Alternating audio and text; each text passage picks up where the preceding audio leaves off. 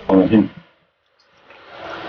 Ең әуелі баршамызды жоқтан бар еткен, біздерді ырзық несібелендірген, біздерді сансыз нығметіне бөлеген, біздерге жарық дүние сыйлаған, ата-ана сыйлаған, біздерге жора жолдас сыйлап, осы өмірдің ащы тұщысын, тәтті дәмін сездірген жалғыз Аллаға сансыз шүкірлер болсын. Және қараңғылықтан, надандықтан жарыққа шығару үшін жіберген пайғамбары, ардақты пайғамбарымыз Мұхаммед саллаллаху алейхи уассаламға сансыз шүкірлер, сансыз салауаттар болсын. Қарекет қайырымдылық қорының 231-ші жанұясының кілті Түркістан облысы Кентау қаласында табыс ету нәсіп еткен екен. Міне бүгін кешке түнде естіп осы қуанышты хабарды. Осындай жанұя бар екен, 8 баланың анасы, жалғыз басты ана. Міне сол ана осындай үйге мұқтаж екен, кезегі келіп тұрген, осындай игі істер жасап жатқан қарекет қорының жігіттеріне қанымдарына Алла разы болсын. Берекелі құтты болсын. Қарекет қорының атына қабыл алыңыздар. Бәрекелді. Қара шаңыраққа беріңіз, қара шаңыраққа. Құтты болсын. Ал, оңай аяқтап басып, үйлеріңізге кіріңіздер. Мынау үйдің бүкіл жасау жабдығы дайын.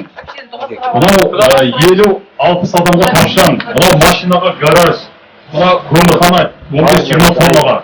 Үйдің ішінде анау шомылатын душ, ваннаңызға дейін. Ішінде аристонымен, ішінде анау шкафтары, жаңағы төсек жинайтын төсек орнымен. Мына жақта летний жаңағы жаздық асхана. Сықласаңыз жазда мына жақта. Беймарал мына жерде ойнап, мына жақта қора қопсыңыз, шөпханаңыз. Енді ең бастысы шаңырақтарыңызға қалғанын осы көпшілік көптеп көмектесіп сізді рахметіңізді өзіңіз айтып, сіздің дуаңызға мұқтажымыз біз.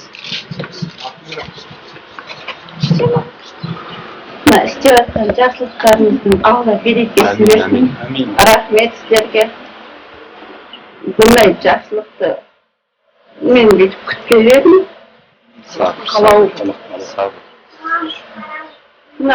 Рахмет. Жүрегінде иманы бар кісілер көп болсын, шүкір.